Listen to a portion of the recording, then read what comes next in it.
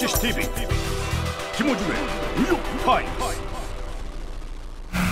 이렇게 문재인 후보가 결선 투표 없이 바로 1위를 할 것이다. 근거는요? 뭐 아니 본인도 그렇게 예측한다면서 뭐 근거를 난 근거가 없어. 감이야, 감. 감이 이게 그 경선이 흐름이라는 게 뭐 이렇게 세상에 잘 안 들여다보시니까 그럴 텐데 제주, 울산, 강원, 충북 이렇게 움직였잖아요. 그러니까 이게 처음에 제주도는 사실 문 후보가 강세가 아니다라고 했던 지역이고 다 그래요 사실은. 울산도 그렇고.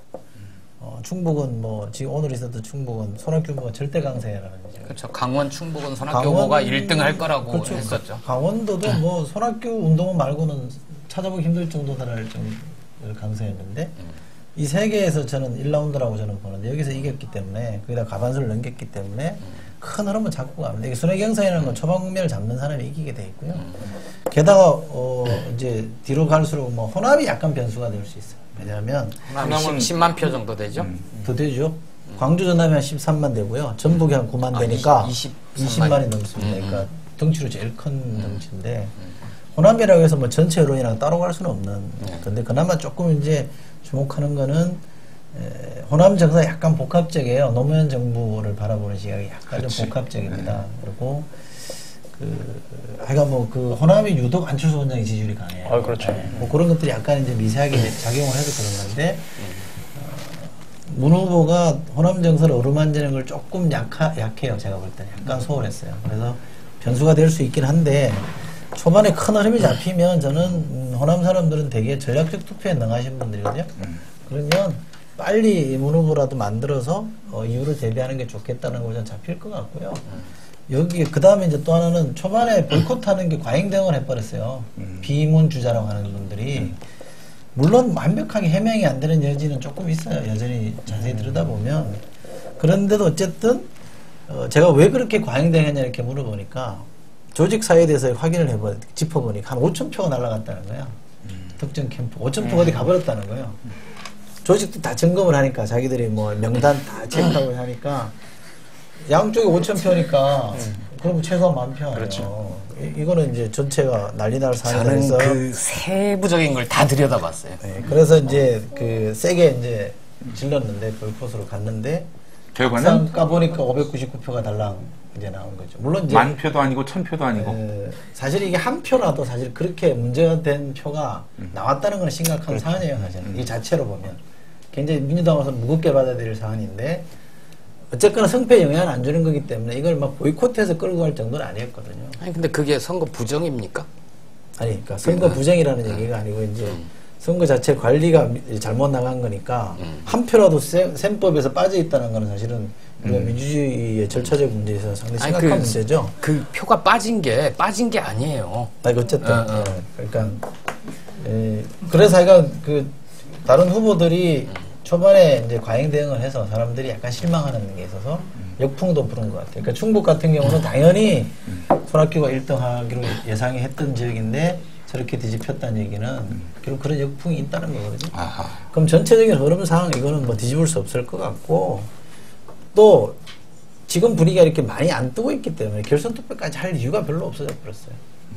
제가 만약에 민주당의 이 지지층이라 그러면 이게 뭐 재밌어졌을 거야. 그렇지. 빨리 끝내서 빨리 왜냐하면 또 하나가 박근혜가 너무 막 나가거든요. 그러니까 빨리 우리 후보가 만들어가지고 이게 붙어야 되겠다는 또 이 절박성도 있어요. 그래서 그러저러한 요인들을 보면 저는 성분은 이미 끝났고 문제는 1, 2차 결선까지 갈 거냐인데 저는 결선 안 가고도 끝날 것 같다는 게 제 생각입니다. 다시 한번 경선 보이콧 같은 일은 없을까요? 예를 들면 지금 이제 그 쉽게 얘기를 하면 그 자기 표 끌어모은 계산이 어느 정도 예상치가 있는데 성적이 안 나온 거예요. 그러니까 자기는 막 열심히 공부를 했어요. 성분 종합용 얻어보고 뭐 또 뭐지 그 정석 그런 것도 보고 공부를 굉장히 열심히 해서 낡은 세대. 낡은 세대 청사네? 난 맨투맨이었어, 맨투맨. 아 맨투맨. 저는 인터넷까지. 인터넷까지. 그래서 공부를 열심히 했는데 시험 성적이 딱 나왔는데 이게 도저히 자기가 용납할 수 없는 성적인 거예요. 그러니까 이건 시험에 문제가 있다. 내 잘못이 아니고 이거는 시험이 어딘가에 잘못이 있을 거다. 이렇게 된 거죠. 근데 우리 아들이 그래. 시험 범위를 벗어났대. 내 아들이 뭐라 그러는지 알아요? 이 시험은 나를 측정하지 못한다. 아무튼 그게 컸었고 저는 불안한 게 뭐냐면요. 통합진보당의 처음 문제가 불거진 게 이것과 동일한 문제입니다. 자기는 선거운동을 아주 열심히 했어요. 근데 자기의 성적이 이게 안 나와. 이거는 어딘가에 문제가 있을 거다 해가지고 상호 불신에다가 뭐 막 이런 게 엉키면서 선거 관리 부실, 부정, 조직적인 뭐 개입 이런 식으로 문제가 막 서로 업그레이드 되거든요. 근데 다행히 저는 맨 처음에 새 후보가 경선 보이콧 할 때 거기까지 가지 않을까 되게 우려를 했었어요. 근데 그 이후에 이 새 후보가 돌아온 이후에도 복귀의 변을 보면 어젠가요? 그젠가요? 어디 갔다 왔지? 강원도 원주 경선 갔다 왔는데요. 손학규 후보는 성경 구절 하나를 얘기를 하죠. 불의가 어떻고 뭐가 어떻고 그걸로 얘기 딱 끝내고 김두관 후보는 여전히 억울한 거야. 억울해서 이 선거인단에 참여는 했는데 투표에 참여하지 않은 만 얼마 이 사람들을 이제 무효는 아니고 뭐라 그러지? 그걸 기권? 그렇지. 그걸 분수로 해야 된다. 왜냐하면 그래야지 분모가 커지면은 득표율이 낮아지잖아요. 문재인 후보가 50% 아래로 내려와야 되니까 그 주장 계속하고 여전히 마음속으로는 자신들이 문제 제기를 했던 부분에 대해서 승복이 잘 안 되는 거예요. 그게 이제 본질은 그건 것 같아요. 그러니까 이번 사건에 표가 어디 가버렸다는 것도 있지만 이분들이 쌓인 거야. 사실 이렇게 쌓인 거고 피의식이 좀 있는 거예요. 근데 제가 손학규 후보를 약간 변명을 해드리자면 작년 12월에 이제 통합을 했잖아요. 이제 민주통합당을 만들었잖아요.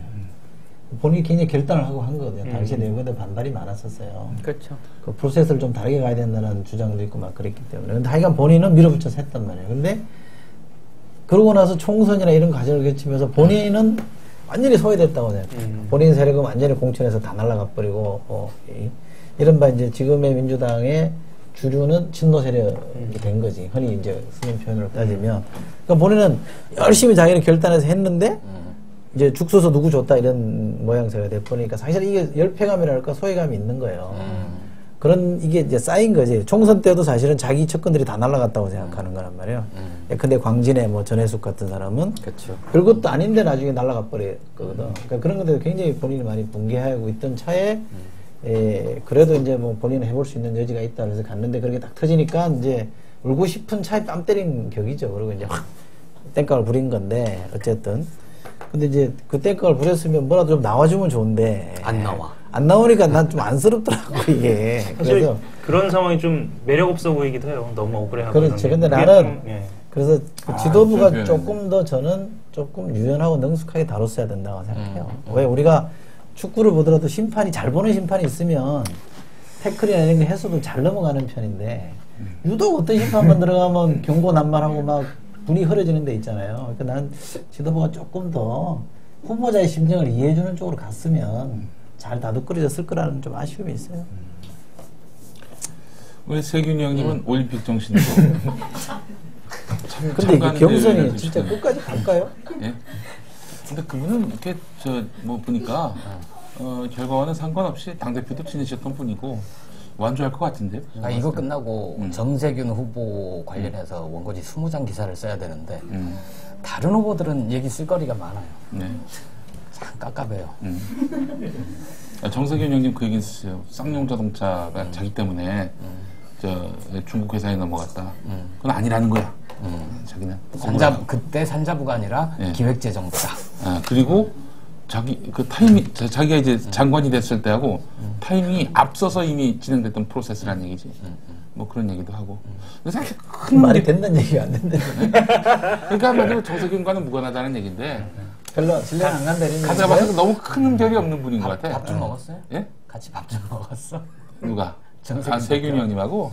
아니. 난 그거 아, 이번에 저희 내 후보 다 낙검수 출연해서 얘기. 네, 그렇죠. 다 얘기 나눠봤는데 내가 결론 내린 거는 네 사람 다 훌륭하다. 박근혜에 비하면 한 74만 5천 배 정도 낫다. 혹시 박사님을 모셨으니까 박사 맞죠? 아니야. 아직 박사 못 땄어. 나랑 뭐 차이가 없네 별로.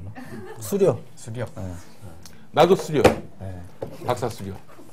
이렇게 사실상 고졸. 고졸. 왜? 대학 가서 공부를 안 했으니까. 아. 그러니까 마지막으로 인터넷 강의. 아니, 우리 소다님 이제 아주 항상 이 전문가들에게 여쭤보는 건데 올 대선 누가 이길 것 같습니까? 누가 이길 것 같냐고요? 네. 그건 뭐 의무적으로 제가 대답하는 거죠. 예, 뭐라고? 누가 이기겠습니까? 답이 뻔하지. 답이요? 박경영? 아니 누구 아니 야권이 이겨요. 야권이? 네. 제가 이겼으면 좋겠어. 제가 총선 때 내가 그 자리에 앉아 있고 어준청수가 이 자리에서 근데 누가 이깁니까? 뭐 굉장히 단정적으로 얘기를 했어요. 야권이 이깁니다. 1월 첫 주에. 그때 4개 하셨죠. 아니 그때는 아니고 네 개는 다른 거고. 그때 1월 첫 주에 그 자리에 고성국, 김보협, 저도 있었죠. 네. 그리고 김어준 그때 나. 적응 못 해가지고 막. 그때 그 고성국은 그랬었죠. 저 새누리당이 이긴다. 그렇지. 한나라당, 당신, 새누리당. 하여튼 뭐 그랬고 우리 김보협 선배라든지 김어준은 야권이 이긴다. 근데 내가 결국 키를 쥐었지. 나 때문에 야권이 졌으니까. 이제 인정해? 인정 못해. 보기 좋네요. 그거 하나 매력 없어 보이기 때문에 아니요. 인정하면은 그거 하나 여쭤볼게요. 이 오픈 프라이머리의 원조, 미국당, 뭐 우리랑은 물론 많이 다르지만 거기서는 일단 처음에 뜻있는 자들이 다 들어가잖아요. 경선에 들어가서 지역별 순회 경선을 하다가 아래부터 떨어져 나가죠. 떨어져 나가고 이제 맨 끝에 경쟁하다가 거기서도 하나로 좁혀지고 거의 끝에 가면은 추대대회 하잖아요. 그렇죠. 근데 왜 우리나라에서는 경선을 완주하면 뭔가 경선 지킴이 같고 그게 아름다운 것처럼 알려져 있죠? 어떻게 돼야지 정상적인 거예요? 순회경선이라는 거는 완주의 의미가 별로 없죠. 사실은. 그러니까 다수 득표자를 만들어내는 이렇게 순차적으로 만들어내는 과정이니까 어느 시점에서 과반수가 확실하면 사실 이걸 더 이상 할 필요가 없는 거고요. 콜드 게임으로 이제 끝내야 그리고 되는. 이 오픈 프라임의 단점 중에 하나가 뭐냐면 내부에서 너무 치열하게 싸운다는 거예요. 이건 제도의 단점 중에 하나입니다. 그러니까 너무 치열하게 싸우기 때문에 빨리 끝낼 수 있으면 빨리 끝내는 게 좋은 점이거든요. 그러니까 그렇게 보면 저는 이게 꼭 이게 완주가 꼭 정답이라고 보진 않아요. 근데 문제는 예를 들면 이제 2002년에 노무현 후보 같은 경우에는 새롭게 딱 등장한 사람이기 때문에 전국을 한번 순회하는 의미가 있어요. 순회에서 딱 참여, 왜냐하면 국민 참여에서 그랬죠. 표를 넣은 사람들은 와서 찍어야 참여의식이 생기고 내 후보라는 마음이 생기기 때문에 그거 해주는 건 좋은데 이분 같은 경우는 나는 그렇게까지 할 필요 없는 것 같고 예를 들어서 어느 시점 가서 근데 뭐 광주 전남 가서 대체로 판이 딱 끝났다 그러면 박수 쳐주고 본선 후보를 바로 해서 밀고 가는 게 나는 더 낫다고 봐요. 개인적으로는. 나머지 세우 후보가 그거를 저기를 해줘야 되는 거잖아요. 기법하는 거죠. 근데 사실은 이 전국을 순회하는 거는 또 붐업의 의미도 있잖아요. 또 어떤 그 후보의 어떤 동업의 띄우기. 의미가 있는데 네. 이제 뒤로 갈수록 이제 투표율이 떨어질 거란 말이에요. 네. 이게 성패가 뻔해지면 네. 그럼 시간의 경선이 되고 예. 후보들은 계속 거기 쫓아가야 되고 네. 또 본인에게 또 각을 세워야 되고 이러다 보면 저는 뭐 그렇게 해서 얻을 수 있는 것도 분명히 있지만 네. 이번 같은 대선은 조금 늦었잖아. 늦었기 때문에 빨리 후보를 축제 분위기에서 추대해서 민주당은 자 한번 해보자 이런 열기를 만들어내는 게 더 중요하다 이거지. 그것 때문에 하호영 기자가 아까 얘기했던 안철수 원장 얘기를 좀 하면 안철수 원장도 처음에는 이 민주당 경선이 한창 진행되고 있고 만약 결선 투표까지 가서 누가 어떻게 될지 모르고 이런 정도의 막 긴장이 있으면은 거기에서 막 자기 장사하면은 또 눈 돌리고 예의가 아니잖아요. 네. 그래서 좀 이렇게 조심하려고 했었는데 판이 이렇게 되는 마당에 굳이 이 예의를 갖춰서 계속 자기도 급한데 사실 그럴 필요가 있겠느냐. 예, 그래서 안철수 원장의 정치 행보도 조금씩 빨라지지 않겠느냐 이런 전망도 있어요. 맞죠? 그런 전망은 있죠. 그럴지 안 그럴지 모르지만. 네. 아니 시점이 언제라고 보세요? 나오겠다라고 딱 밝히. 요새 내기 중에 제일 큰 내기가 그겁니다. 안철수 원장 출마한다, 안 한다. 이 후자 쪽이 이 확률이 낮은 대신 고액 배당을 받을 수 있는 아, 전자에 대부분 걸거든요. 이럴 때는 후자로 가는 것도 뭐 나쁘지 않다. 그렇지. 만약에 그 이제 그래서 안철수 원장이 출마를 하고 문재인 후보든 누구든 하여튼 단일 후보가 되고 이렇게 해서 양자 단일화 협상이 시작된다면은 어떤 방식이 될까요? 또다시 전국 순회를 해야 되는 건지 여론조사를 해야 되는 건지 아니면 두 후보 간에 그냥 양당 간에 결정을 할 것인지. 그러니까 그 전제가 안철수 원장이 출마를 하는 거잖아요. 이렇게 전제를 깔고. 그 전제를 깔고. 단일화 방식이 세 가지가 있어요, 역사적으로. 예. DJP 방식도 단일화예요. 예. DJP는 둘이서 그냥 단판 지어버린 거예요.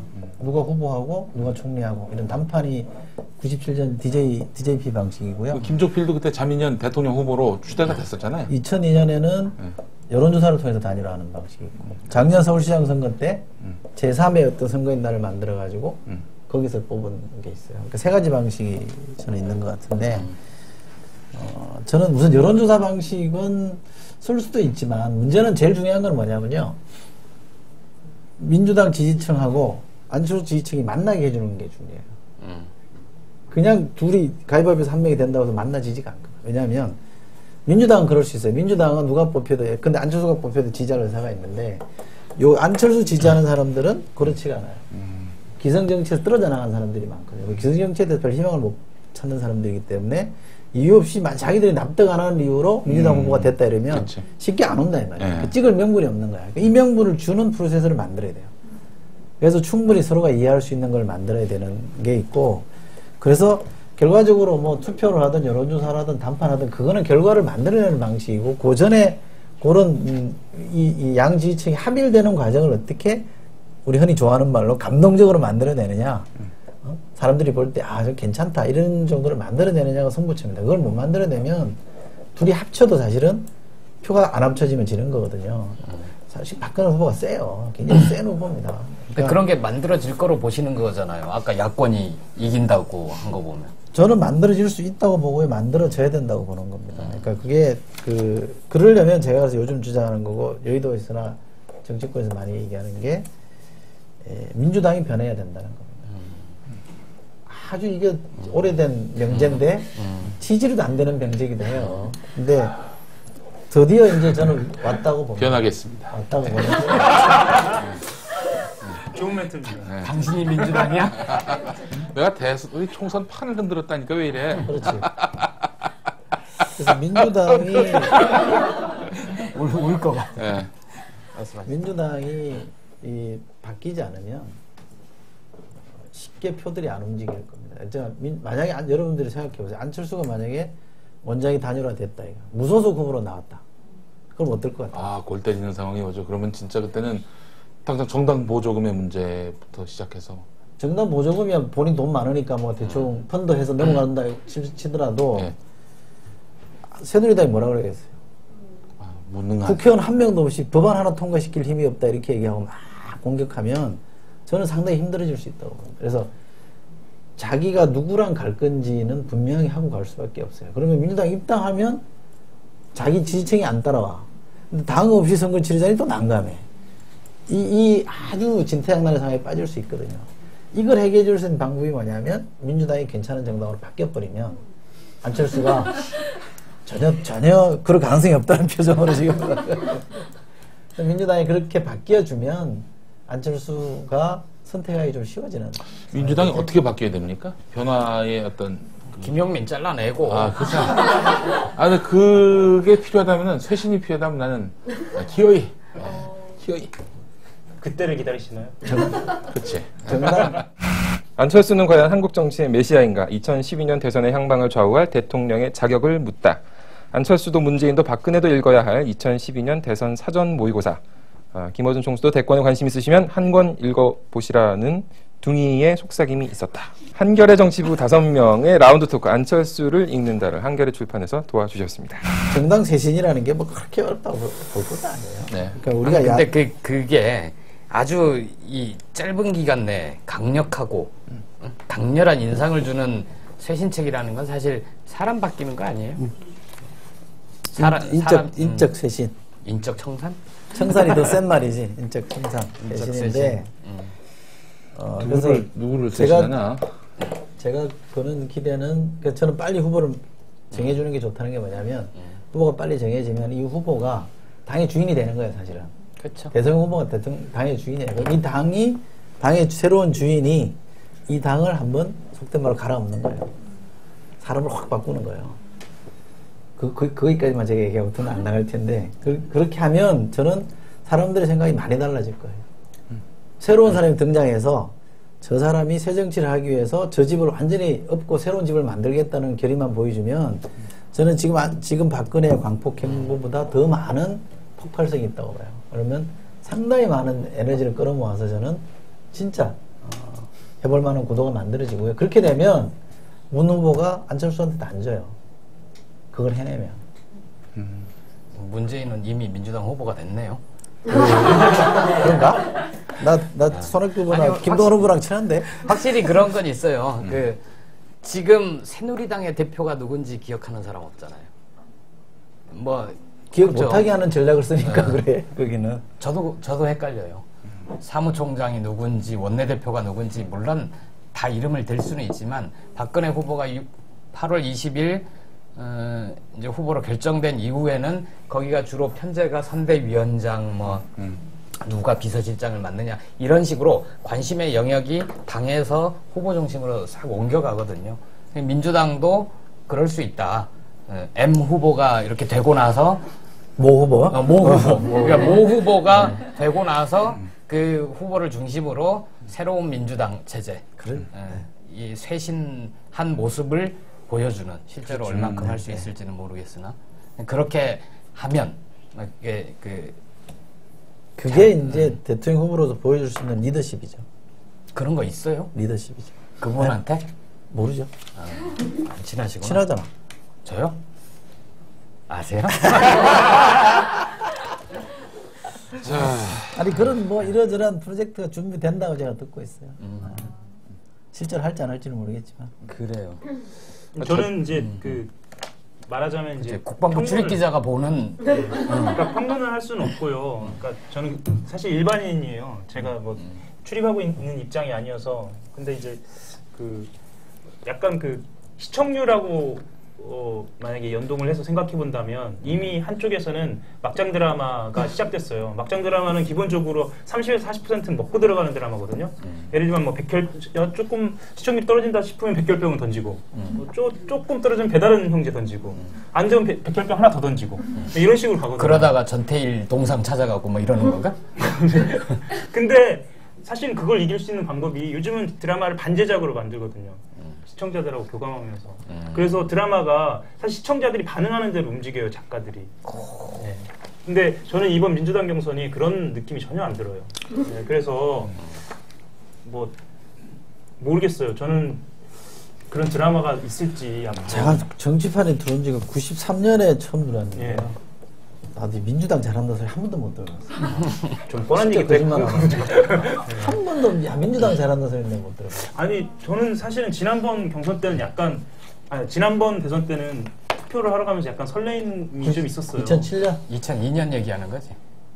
한번 건너뛰었구나. 예, 한번 건너뛰었네.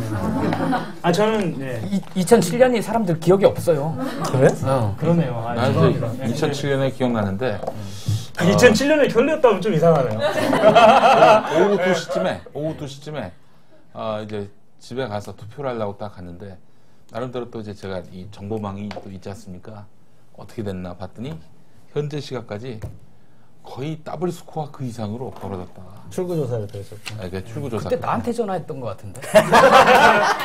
아니에요. 저기 저 방송사 쪽에 정당 출입 기자로 해가지고 했는데 그 양반이 이건 그 투표에 의미가 없다.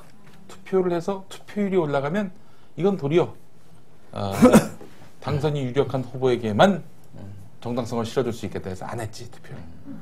사상 최초로 투표를 안 했던 때였어. 기권을 했지. 정말 나중에 느낀 건데 유권자로 하여금 막 투표장에 나가서 이 사람을 찍게끔 만드는 게 그 선거의 어떤 그런 그게 핵심이죠. 예. 해보시니까 느끼죠. 예, 그렇습니다. 그러니까 굉장히 나 같은 경우는 부끄러운 거 이 사람 찍기가 나를 찍기가 부끄럽게 만들어 놓은 그런 상황이었고. 캠프에 들어가면 제일 먼저 물어보는 게 그거예요. 예를 들면 내가 만약에 A 후보를 판다 그러면 친구한테 뭐라고 얘기할래? 이 사람 찍으라는 이유를 얘기해봐라 그러면 쉽게 안 나오는 후보는 잘 안 팔려요. 야, 문재인 찍어. 왜? 이러잖아. 왜 문재인 찍어야 돼? 잘생겼잖아. 예, 근데 이런 말이라도 한두 마디라도 툭 튀어나오면 그 후보가 되는 거예요. 야, 그게 아니고 말이야. 이렇게 쭉 가면 이미 이건 안 되는 거거든요. 그러니까 간명한 이유를 제시할 수 있는 후보가 이겨요. 그거는 분명한 것 같아요. 근데 투표 동기 말씀하셨으니까 이번 선거는 저는 그 이길 수 있다라고 보는 게 뭐냐면 전체적으로 보면 여야가 4대 6 구도라고 봐요. 한나라당은 죽었다 깨어났다 한나라당이고요. 새누리당은 어떤 사고를 쳐도 40은 갖고 있어요. 이게 40을 갖고 있어요. 맞아요. 근데 이 동의 안 하는 60%가 있어요. 광범위하게. 지금도 여론조사에요. 여당 후보 찍을래, 야당 후보 찍을래 그러면 야당 후보 찍겠다는 사람이 더 많아요. 사람을 집어넣으면 달라진단 말이에요. 그죠? 그러니까 요 구도가 이렇다면 간단한 셈법이에요. 40을 지지하는 사람들은 나이가 많은 사람들이고 투표율이 높아요. 80% 투표한다고 쳐보세요. 40명에 80%면 32명의 투표장에 나온다는 얘기야. 60명의 지지하는 사람들은 젊은 나이예요. 투표율이 떨어져요. 50% 투표한다 그러면 30명이 나온다는 얘기예요. 그럼 32대 30으로 지는 사람이란 말이에요. 이 60%를 얼마나 결집시켜서 투표장으로 끌어내냐 싸움이에요. 이번 대선은 아주 간단한 셈법인데 누가 과연 끌어낼 거냐?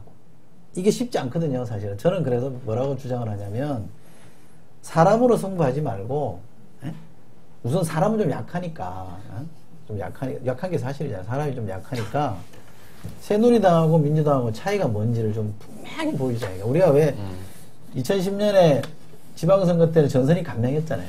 무상급식 찬반, 전쟁이냐 평화냐 이런 구도를 딱 짜니까 사람들이 쫙 나와주잖아요. 그러니까 이게 게임도 한일전 하면 사람들이 열심히 보듯이 한나라당과 새누리당과 민주당 간의 게임이 한일전인 것처럼 선명한 구도를 잡히면 사람들이 나와요. 이걸 찍으러 나온단 말이야. 이렇게 해야 이 인물의 약점을 커버할 수 있는 거고요. 이렇게만 되면 그 다음에 문을 얹든 뭐 안을 얹으면 쉽게 이기는 거예요. 플러스 알파가 돼서 그냥 이길 수 있는 그림인데 너무 처음부터 사람만 쳐다보고 있는 거예요, 민주당이. 그러니까 바깥에 가서 사람들이랑 얘기해보면 지금 새누리당하고 민주당의 정책의 차이가 뭔지 잘 몰라요. 경제민주화. 그것도 잘 몰라. 똑같이 근데 새누리당이 더 센 줄 알아. 김종인 때문에. 그죠? 더 잘하는 것 같아. 복지도 박근혜가 막 얘기하니까 복지도 별 차이가 없는 것 같아. 이슈를 선점하는 게 아니라 야권의 이슈를 무력화시키는 전략이죠. 그러죠. 거기는 쟁점을 안 만들어주겠다는 거예요.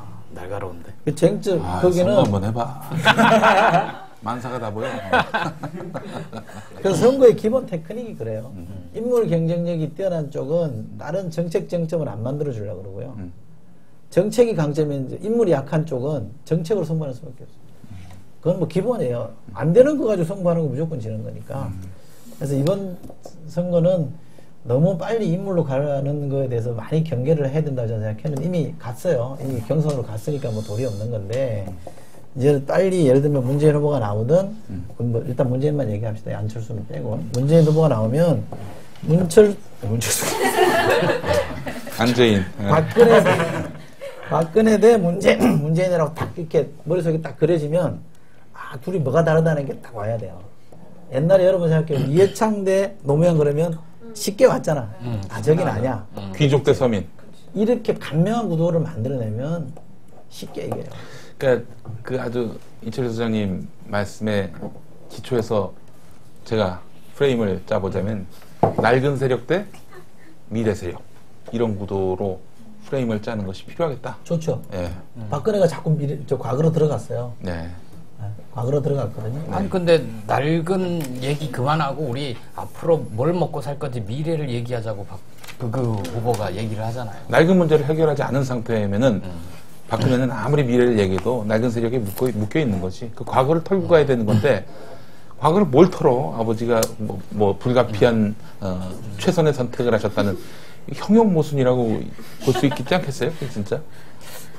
오늘 그 두문불출 정치전략 연구소장이 말씀하신 이철희 소장이 얘기하신 걸 딱 정리하니까 그렇게 나오네. 민주당은 빨리 대통령 후보를 확정하라. 두 번째, 확정된 후보를 중심으로 새로운 민주당을 만들라. 감동적인 변화를 꾀해야 그거 된다. 다음 거야. 네. 세 번째, 민주당 바깥에 있는 유력한 야권 대선 주자인 안철수 원장과 감동적인 드라마를 만들어라. 그래서 투표할 동기를 부여하라. 그렇지. 네 번째, 투표하라. 어? 깔끔하네. 얘기는 내가 한참 했는데. 실속이 없어. 우리가 하는 게 그렇잖아요. 원래 하나 빠졌다. 이게 뭐. 간명한 전선, 쉽고 간명한 전선을 만들어내야 된다. 간명한 전선은 얘기했잖아요. 낡은 세력 대 미래 세력이라고. 그러니까 그걸 자꾸 보여줘야 돼. 그러니까 뭐 그러니까 그렇게 보면 기왕에 제가 싫어하실지 모르겠지만 특히 문재인 후보는요 노를 털어야 돼요. 노무현을 털어내야 됩니다. 역시 그러니까 노도 나쁘다는 뜻이 과거로 아니고요. 비춰질 수 있으니까. 자꾸 노를 왜 못 벗어나는 것처럼 과거로 비춰져요. 그러니까 미래로 가려면 과감하게 극복해야 돼요. 그거 필요해요. 그러려면 지금 캠프 인사들이 굉장히 역시 그 청와대 비서실 그 진용을 연상케 하는 구조다라는 얘기들을 많이 그렇죠. 듣잖아요. 그 팀들은 다 빠져야 돼요. 예, 완전히 새로운 피로. 아니 지금도 전면에서는 빠져 있잖아요. 실무적으로는 결합해 있지만 전면만. 일부러 캠프를 구성할 때 앞자리를 비워놔 놓은 거죠. 아니 그분들이 지금 실질적으로 비워있어요. 문재인 후보를 돕는 사람들 그 청와대 비서실 출신들을 보면은 아주 면면이 훌륭하고 뭐 그런 분들이긴 하지만 그래도 새로운 이미 왜 웃으세요? 아닌가? 하지만 네, 새로운 이미지, 새로운 어떤 수열의 어떤 이런 측면에서 본다면은 혁신이 필요하다. 안타깝네. 또 학교 형님하고 구관이 형은 또 기회가 있더라도 학교 형 같은 경우는 아니 그것도 그러니까 그분들한테는 후보가 또 역할을 잘 만들어줘야 돼요. 되는 사람이 이렇게 자꾸 문이 되는 걸 기정사실하고 가는 것 같은데. M 후보, 모 후보. 그러니까 되는 사람이 안 되는 사람을 잘 이렇게 역할을 만들어서 가게끔 해줘야 돼요. 그렇지. 모두가 이기는 경선을 해야죠. 근데 그 문재인 그 후보가 지난번에 이제 낙검수 나와가지고 얘기했는데 방송 됐어요? 예, 나갔습니다. 오늘 아침에 나왔는데 느낀 게 뭐냐면은 그렇게 공격을 당하고 막 이렇게 그냥 온갖 형태의 그런 모욕을 당했는데도 아주 쿨하게 그분들 허허허허 그분들은 굉장히 훌륭한 분들이다라면서 장점을 콕콕 집어내는데 참 명반 아주 포카페이스를 잘하는 건지 아니면 대장군지 예, 하여튼 뭐 그런 자세가 좀 돋보이더라고요. 그래서 그런 좀 밀리는 후보를 좀 끌어안으면서 가는 경선이라면은 이것도 나름 또 의미가 있지 않겠나 생각도 들고. 네, 뭐 뒤에 얘기거리로는 박근혜 후보의 전태일재단 방문, 뭐 홍사덕 전 의원의 망언, 정몽준 의원 뭐 이런 얘기 있는데 오늘 기분 좋게 딱 거기서 깔끔하게 이 끝내죠. 애들 얘기해서 뭐해. 뭐 좀 하고 싶은 얘기 있으세요? 나이 홍사덕 이 양반은 정말 참. 이 사람 왜 이렇게 바뀌었어요? 이게 아니 사실은 근데 80년대 민주화운동했던 양반 아니에요. 근데 행위한 논리야. 할 말이 없네. 아니 그러니까 유신이하고 수출 100억 달러하고 뭔 상관이 있어? 아무리 나는 이해를 하려고 해도 이해가 잘 안 돼서 지금 물어보는 거야. 종로에 나왔다가 떨어졌잖아. 유신이 무슨 저거야? 수출진흥공사야? 결과만 좋으면 근데 사실 한홍구 교수 책에도 나와 있지만은 독재를 해서 경제 성장 안 한 경우는 거의 없다는 거야. 아프리카의 정말 미개한 나라 말고는 독재를 해서 경제 성장, 고도 성장 안 한 나라가 없다는 거지. 그럼 독재를 해야 되나? 지금은 또 되지도 않아요. 이명박 독재한 거 봐. 노무현보다도 못하잖아. 지금은 그런 시대가 아니란 거지. 노무현보다도 못하다 보니까 좀. 그게 MB가 그 말을 제일 싫어한대요. 아, 그래요? 노무현보다 못하다. 노무현보다 못. 자, 오늘 여기까지 하죠. 네, 그러시죠. 여기까지 딱 깔끔하게 하고 딱 하나만 제가 말씀드리면 박근혜 후보의 광폭 행보 이렇게 얘기하잖아요. 근데 트위터 보니까 광폭 행보를 우리말로 풀어서 뭐라고 얘기하는 게 있던데. 통큰? 뭐야? 아니요. 이 광자가 한문이 여러 개잖아요. 그렇지. 그걸 차마 제가 입에 올릴 수는 없고 어제 낮에 어떤 분 만나서 얘기하는데 이 양반 참 그냥 당일날 전화 띡 하고 간다. 가서 안 만나준 사람이 옹졸하게 되고 굉장히 공격적인 거다. 그래서 자기도 그걸 해보고 싶다. 박근혜 대표한테 새누리당 전화해서 나 가요. 그러고 가서 만나주나 한번 보자. 시시한 거지 진짜 아주. 그래서 나는 그 광폭 행보 하려면은 홍성 좀 가. 홍성. 홍성 교도소 가면은 살아있는 사람이 있어. 돌아가신 분 말고 살아있는 사람 좀 만나줘. 인간들이. 그 기사인데? 어? 기사인데 가면? 기사 된다고. 그렇지. 홍성 교도소 가가지고 그 사면해드리겠다. 이런 얘기 해봐. 이거야말로 진정한 광폭 행보야. 자, 거기까지. 네, 거기까지. 하시고 하호영 기자가 이 착한 쇼핑 알리는 말씀. 이거죠? 네. 근데 이 효과가 있긴 있어? 오늘 가져가서 하나 써봐야 되겠어요.